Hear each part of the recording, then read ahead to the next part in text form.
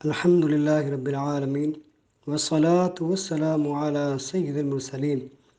مدینہ کے تاجدار، امت کے غمخوار صلی اللہ تعالی علیہ وآلہ وسلم کا دو قبروں پر گزر ہوا تو آقا نے فرمایا ان دونوں کو عذاب ہو رہا ہے، اور کسی بڑی بات سے جس سے بچنا دشوار ہو عذاب نہیں ہو رہا، بلکہ ان میں سے ایک پیشاب کے چھینٹوں سے نہیں بچتا تھا اور دوسرا چغلی کھاتا تھا۔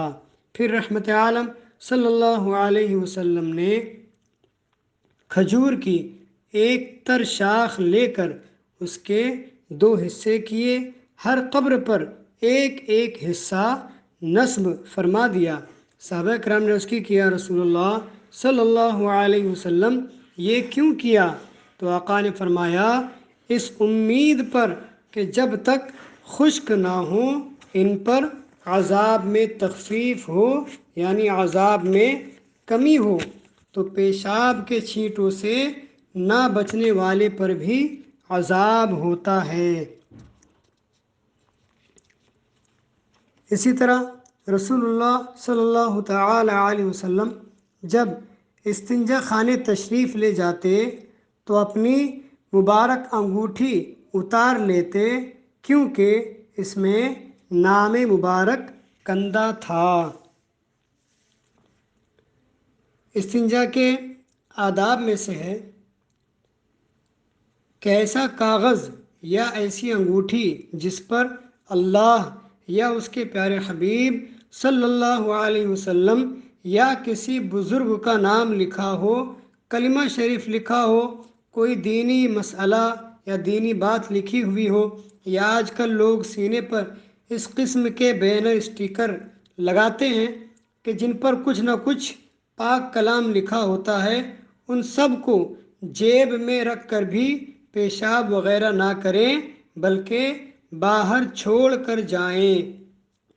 ایسا تعویذ پہن کر بیت الخلاء میں جا سکتے ہیں جو موم جامع کر کے کپڑے وغیرہ میں سی لیا گیا ہو۔ کھڑے کھڑے پیشاب نہ کریں کہ سنت کے خلاف ہے۔ اگر سخت مجبوری ہو تو اجازت ہے، مگر احتیاط رکھیں کہ چھینٹیں نہ آئیں۔ ایسی سخت زمین پر پیشاب نہ کریں کہ چھینٹیں اڑ کر کپڑوں وغیرہ پر پڑیں۔ اسی طرح کم گہرے WC میں بھی بہت زیادہ احتیاط کریں کہ چھینٹیں نہ اڑیں۔ بعض نادان بھائی WC کے باہر کے پکے فرش پر بھی پیشاب کی دھار چھوڑ دیتے ہیں، یہ بے حد معیوب ہے۔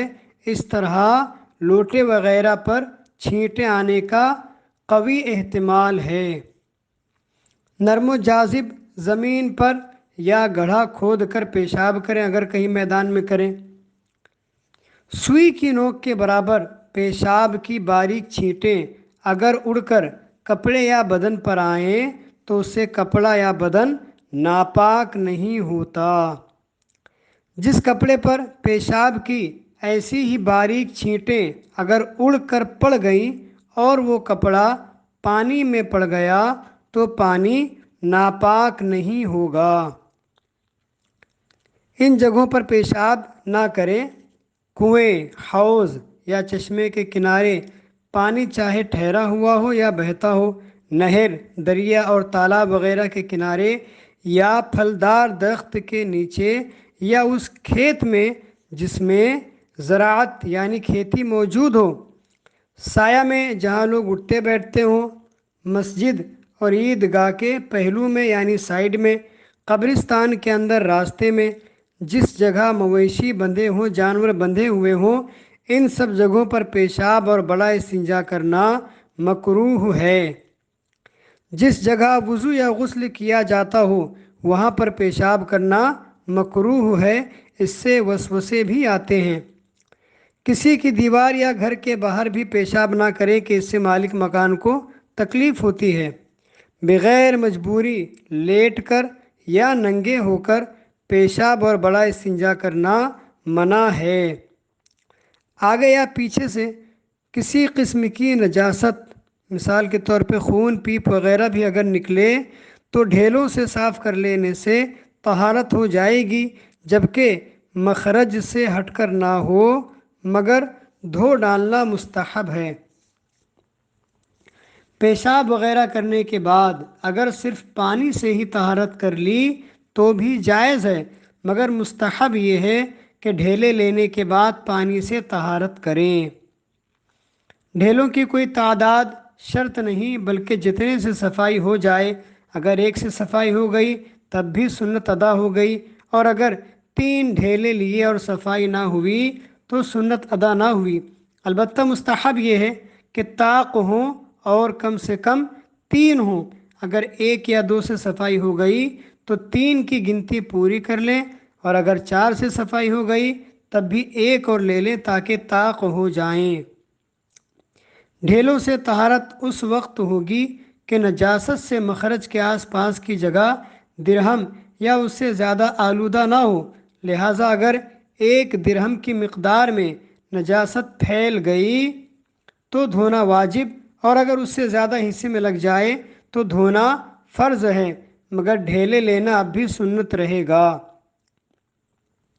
کنکر پتھر، وہ پھٹا ہوا کپڑا جو اب قابل استعمال نہ رہا ہو، درزی کی بے قیمت فالتو کترن جسے چندھی کہتے ہیں، یہ سب ڈھیلے کے حکم میں ہیں، ان سے بھی صاف کر لینا بلا کراہت جائز ہے۔ دیوار سے بھی استنجا سکھا سکتے ہیں، مگر شرط یہ ہے کہ وہ دوسرے کی دیوار نہ ہو۔ اگر دوسرے کی ملک ہو یا وقف ہو تو اس سے طہارت تو ہو جائے گی، مگر اس سے استنجا کرنا مکروہ ہے۔ اس سے وہ لوگ سبق حاصل کریں جو بے دھڑک دوسروں کی دیواروں پر پان کی پچکاری مار دیا کرتے ہیں اور پیشاب وغیرہ کے لیے بھی بیٹھ جاتے ہیں، حالانکہ بعض اوقات صاحب مکان گھر والے لکھ بھی دیتے ہیں کہ یہاں پیشاب کرنا منع ہے، پھر بھی کوئی پرواہ نہیں کرتا۔ اس طرح دوسروں کی دیوار خراب کرنا حق العبد تلف کرنا ہے، یعنی کسی بندے کا حق مارنا ہے۔ پرائی دیوار سے استنجا کے لیے ڈھیلے لینے جائز نہیں، چاہے وہ مکان آپ نے کرائے پر لیا ہو۔ ہڈی، سوکھی روٹی، گوبر، کچی اینٹ۔ ہڈی، سوکھی روٹی، گوبر، پکی اینٹ، ٹھیکری، شیشہ، کوئلے، جانور کا چارہ، نیز ایسی چیز جس کی کچھ نہ کچھ قیمت بنتی ہو، اگرچہ 1 آدھ پیسہ ہی صحیح، ان چیزوں سے استنجا کرنا مکروہ ہے۔ اس سے معلوم ہوا کہ آج کل جو جاذب کاغذ دام والے کاغذ سے بھی استنجا کرنا مکروہ ہے۔ ڈھیلا کچی مٹی کا ہونا چاہیے۔ پکی ہوئی مٹی یعنی آم کے مٹکے کی ٹھیکری وغیرہ سے زخم یا مرض ہونے کا اندیشہ ہے۔ لکڑی یا بانس سے استنجا کرنے سے بواسیر کا اندیشہ ہے۔ کاغذ سے استنجا کرنا منع ہے، اگرچہ اس پر کچھ بھی نہ لکھا ہو، چاہے ابو جہل جیسے کافر کا نام ہی لکھا ہو، اس سے استنجا نہیں کرنا چاہیے۔ سیدھے ہاتھ سے استنجا کرنا مکروہ ہے۔ اگر کسی کا الٹا ہاتھ بیکار ہو گیا ہو تو اسے سیدھے ہاتھ سے استنجا کرنا جائز ہے۔ آلہ کو سیدھے ہاتھ سے چھونا یا سیدھے ہاتھ میں ڈھیلے پکڑ کر سکھانا مکروہ ہے۔ جس ڈھیلے سے ایک بار استنجا کر لیا اسے دوبارہ کام میں لانا مکروہ ہے، مگر دوسری کروٹ اس کی صاف ہو تو کر سکتے ہیں۔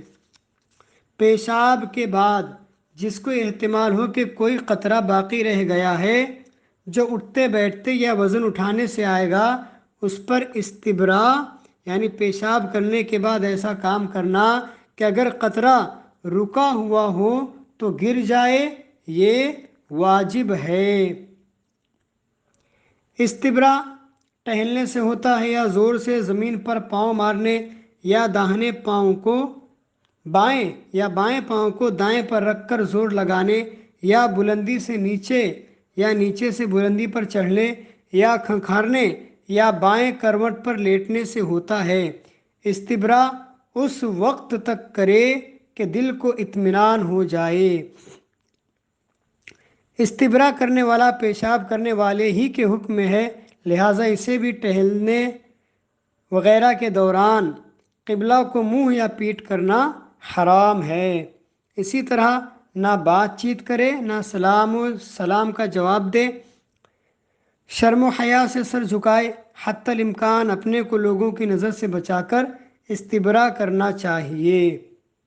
مرد اگر ہاتھ پاؤں سے معذور ہو تو اس کی بیوی استنجا کرا دے، اور اگر عورت ایسی معذور مجبور ہو تو اس کا شوہر، بیوی نہ ہو یا عورت کا شوہر نہ ہو تو کسی اور رشتہ دار، بیٹی، بیٹا، بھائی، بہن سے استنجا نہیں کرا سکتے بلکہ معاف ہے۔ زمزم شریف سے استنجا کرنا مکروہ ہے، اور اگر ڈھیلا نہ لیا ہو تو ناجائز ہے۔ وضو کے بقیہ پانی سے طہارت کرنا خلاف اولا ہے۔ طہارت کے بچے ہوئے پانی سے وضو کر سکتے ہیں۔ بعض لوگ جو اس کو پھینک دیتے ہیں، یہ اسراف اور ناجائز ہے۔ دودھ پیتے منع اور منی کا پیشاب بھی ایسا ہی ناپاک ہے جیسا کہ بڑوں کا ناپاک ہوتا ہے۔ بہر شریعت میں ہے کہ یہ جو اکثر عوام میں، پبلک میں مشہور ہے کہ دودھ پیتے بچوں کا پیشاب پاک ہے، یہ بات غلط ہے۔ اگر نماز پڑھی اور جیب میں پیشاب، شراب یا خون کی شیشی ہے تو نماز نہیں ہوگی، اور اگر جیب میں انڈا ہے جس کی زردی خون ہو چکی ہے تو نماز ہو جائے گی۔ پیشاب وغیرہ جب تک اپنے مخرج یعنی خارج ہونے کے سوراخ سے باہر نہ نکلے اس وقت تک وضو نہیں جاتا، البتہ اپنے مخرج سے معمولی سا بھی اگر خارج ہو گیا تو وضو جاتا رہا۔ فضلہ پر سے یعنی گندگی کے اوپر سے اڑ کر اگر مکھیاں کپڑے پر بیٹھ جائیں تو اس سے کپڑے ناپاک نہیں ہوتے۔ بعض اوقات پیشاب کے مقام سے بھی ہوا خارج ہوتی ہے، اس سے وضو نہیں جاتا، البتہ پیچھے کے مقام سے معمولی ہوا بھی اگر خارج ہو گئی تو وضو جاتا رہا۔ آگے یا پیچھے کی شرمگاہ کا ڈھیلوں سے استنجا کر لیا، پانی استعمال نہ کیا، اس میں کوئی حرج نہیں، حتیٰ کہ پھر اسی جگہ سے پسینہ نکل کر کپڑے یا بدن پر لگا تو کپڑے اور بدن ناپاک نہیں ہوں گے۔ کتا بدن یا کپڑے سے چھو جائے تو اس سے بدن یا لباس ناپاک نہیں ہوتا، چاہے اس کا بدن تر یعنی گیلا ہی کیوں نہ ہو۔ ہاں اگر اس کے جسم پر کوئی نجاست لگی ہوئی ہو تو اور بات ہے، البتہ کتے کا لعاب یعنی تھوک رال جو نکلتے رہتا ہے اسے منہ سے وہ لگ گیا تو ناپاک ہو گیا۔